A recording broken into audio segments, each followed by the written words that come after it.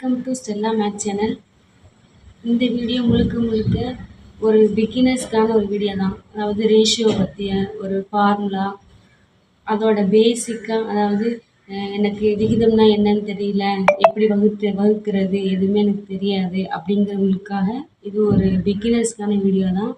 இந்த basic concept தெரியாமல் கண்டிப்பாக நம்ம வந்து டிஎன்பிஎஸ்சி எக்ஸாமில் மேக்ஸில் நம்ம ஸ்கோர் பண்ண முடியாது, நல்ல மார்க்ஸ் வந்து ஸ்கோர் பண்ண முடியாது. அதனால் நல்லா வீடியோவாக கவனமாக கவனிங்க, ஸ்கிப் பண்ணாமல் பாருங்கள். வாங்க வீடியோக்குள்ளே போகலாம். அதாவது விகிதம், அதோட ரேஷியோ. விகிதம் அப்படின்னா ரேஷியோ இங்கிலீஷில், சரியா? அப்போ A/B 2 நம்பர் கொடுத்துருக்காங்க, நம்பரோ ஃபார்முலாவோ எதுவோ, சரியா? இஸ்து, இந்த 2 புள்ளியை தான் இஸ்து அப்படின்னு சொல்லுவோம். இந்த இஸ்துங்கிற வர இடத்துல வகுத்தல் வரும், அவ்வளோதான், ஒரு ஒன்றுமே கிடையாது. இஸ்து அப்படின்னா வகுத்தல் வரும். அப்போ A/B, இது எப்படி எழுதிக்கலாம்? A/B, சரியா? வகுத்தலை பை பின்னு எழுதிக்கிறோம், அவ்வளோதான். இதான் பேசிக் கான்செப்ட்டு, சரியா? இது வந்து ஃபார்முலாவாக, அதாவது ஃபார்முலா, பேசிக் ஃபார்முலா. இது வந்து எந்த புக்கில் இருக்குது அப்படின்னா 7th புக்கில் இருக்குது, 7th மேக்ஸ் புக்கில் இருக்குது, சரியா?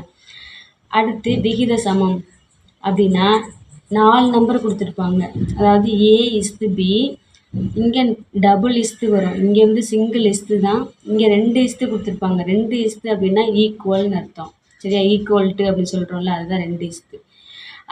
அதே மாதிரி C/D அப்படின்னா மொத்தம் 4 நம்பரு, இங்கிட்ட 2 நம்பரு, இங்கிட்ட நம்பரு.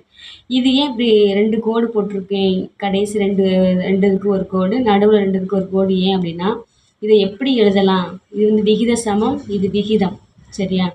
4 நம்பரை கொடுத்து இங்கே சிங்கிள் இஸ்து, இங்கே டபுள் இஸ்து வந்து, இங்கே சிங்கிள் இஸ்து வந்துருந்துச்சுன்னா இதை எப்படி எழுதிக்கலாம் அப்படின்னா AD = BCன்னு எழுதிக்குவோம், சரியா? இது எப்படி எழுதிக்கலாம்? ADயும் பெருக்கணும், BCயை பெருக்கணும். அதாவது என்னென்னா, இங்கே பாருங்கள், கோடி உறுப்புகளின் பெருக்கல் பலன் = நடு உறுப்புகளின் பெருக்கல் பலன். கோடி உறுப்புன்னு என்ன அர்த்தம்? கோடினா கடைசி. அப்போ கடைசி ஒரு 2 உறுப்பு இருக்கா, இதுவும் கடைசி, இதுவும் கடைசி. அப்போ இந்த கடைசி உறுப்புகளின் பெருக்கல் பலன் = நடு உறுப்பு, இது ரெண்டும் நடு உறுப்புகளின் பெருக்கல் பலன். அப்போ AD = BC, AD = BC. இது 2வது ஃபார்முலா. 3வது வந்து நேர் மற்றும் எதிர் விகிதம். அதற்கான ஃபார்முலா பார்ப்போமா? நேர் மற்றும் எதிர் விகிதம்.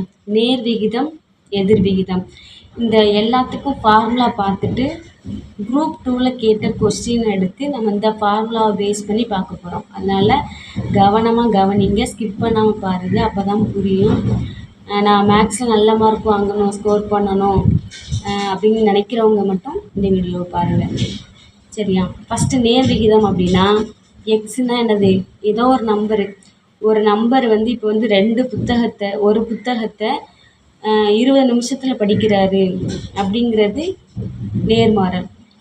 அப்போ ஒரு புத்தகத்தை, சரியா, ஒரு நபர் 20 நிமிஷத்தில் படிக்கிறாரு. அப்போ 2 புத்தகத்தை 2 நபர் எவ்வளோ நிமிஷத்தில் முடிப்பார் அப்படின்னு சொல்கிறது என்னது? நேர் விகிதம். அப்போ அது எப்படி எழுதலாம்? X/Y = மாறிலி. இதுக்கு வந்து இந்த ஃபார்முலா பேஸ் பண்ணி நம்ம சம்ம பார்ப்போம். குரூப் 2ல் கேட்ட கொஸ்டினை வச்சு நம்ம சம்ம பார்ப்போம், வாங்க.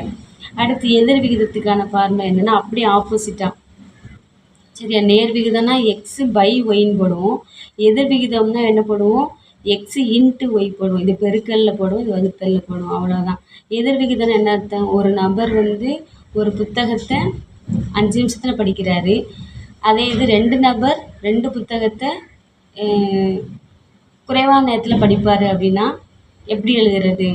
2 நபர் ஒரு புத்தகத்தை எவ்வளோ படிப்பார்? குறைவான நேரத்தில். அப்போ எதிர் விகிதமாக இருந்துச்சு அப்படின்னா எப்படி எழுதுறது அப்படிங்கிறத நம்ம பார்க்கலாம். எதிர் விகிதம் அப்படின்னா ஒன்றுக்கு ஒன்று எதிரான முறையில் வந்துருந்துச்சுன்னா எதிர் விகிதம். நேர் முறையில் இதுவும் கூடியிருக்கு, இதுவும் கூடியிருக்கு, இது குறைஞ்சிருக்கு, இது குறைஞ்சிருக்கு. இது வந்து ஃபஸ்ட்டு நம்பர் வந்து கூடியிருக்கு, 2வது நம்பர் குறைஞ்சிருக்கு. அப்படி மாற்றி வந்துச்சுன்னா ஃபஸ்ட் நம்பர் குறைஞ்சிருக்கு, 2வது நம்பர் கூடியிருக்கு அப்படின்னா இது எதிர் விகிதம். 2மே கூடியிருக்கு, 2மே குறைஞ்சிருக்கு அப்படின்னா அது நேர் விகிதம், சரியா? நேர் விகிதம்னா பை போடுவோம், எதிர் விகிதம்னா பெருக்கல்ல போடுவோம். வாங்க நம்ம சம்முக்குள்ளே போவோம். குரூப் 2ல் கேட்ட 2022 குரூப் 2 கொஸ்டினை எடுத்து நம்ம வந்து சால்வ் பண்ணுவோம். இந்த ரேஷியோ, இந்த ஃபார்முலாவை பேஸ் பண்ணி நம்ம செய்ய போகிறோம், வாங்க பார்ப்போம். ம். என்ன கொஸ்டின் அப்படின்னா 2x + 3y 3x + 5y = 18:29 எனில் x y என்பது என்னன்னு கேட்டிருக்காங்க. நம்ம இப்போ தான் ஃபார்முலா படித்தோம். என்ன ஃபார்முலா? a:b.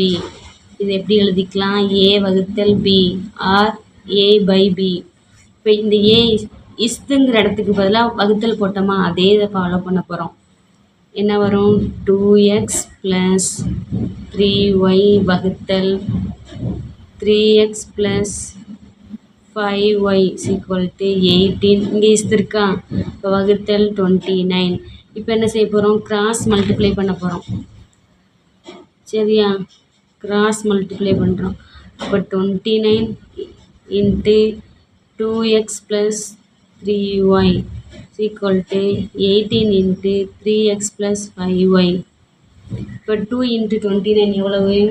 58. 58x + எவ்வளோ வரும்? 29 × 3 87. 87y. 18 × 3 54x + 18 × 5 90y. இப்போ எக்ஸ்லாம் ஒரு பக்கம் கொண்டு வரேன், ஒய்யெல்லாம் ஒரு பக்கம் கொண்டு வரேன். அப்போ இந்த 54x வந்து இங்கிட்டு வரும்போது மைனஸில் வருமா? இப்போ 58x - 54x = 90y மைனஸ் இந்த ஒய் இந்த பக்கம் வந்துச்சு அப்படின்னா 87y. 58ல் 54 போச்சுன்னா எத்தனை? 4x = 90y மைனஸ் 87னா என்னது? கழிச்சோன்னா 3y. இப்போது x/y கண்டுபிடிப்போமா? x/y = என்ன வரும்? 3/4. இப்போ இந்த ஈக்குவல் வகுத்தல் அப்படின்ற இடத்துல இஸ்து வருமா? இப்போ x/y = 3/4. ஆன்சர் என்னது? பி தான் ஆன்சர். குரூப் 2ல் கேட்ட கொஸ்டின். வாங்க அடுத்த கொஸ்டின்குள்ளே போவோம். இந்த இடத்துக்கு பாருங்க.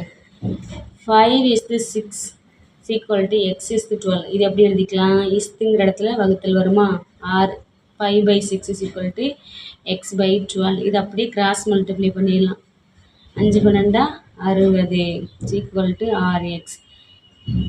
இப்போ எக்ஸ் மட்டும், இப்போ 6x கூட மல்டிப்ளை பண்ண தேவையில்லை, அப்படியே 6 வச்சுட்டு இங்கே 12 × 5 60/6 அடித்து கொடுத்தேன்னா 10. இப்போ எக்ஸோட ஆன்சர் வந்து 10. ஏ தான் ஆன்சர். ஓகே, இது மாதிரி நம்ம நிறைய ப்ராப்ளம்ஸ் பார்ப்போம் ஃபார்முலா பேஸ் பண்ணி. பிடிச்சிருந்தால் லைக் பண்ணுங்கள், சப்ஸ்கிரைப் பண்ணுங்கள். தேங்க்ஸ் ஃபார் வாட்சிங்.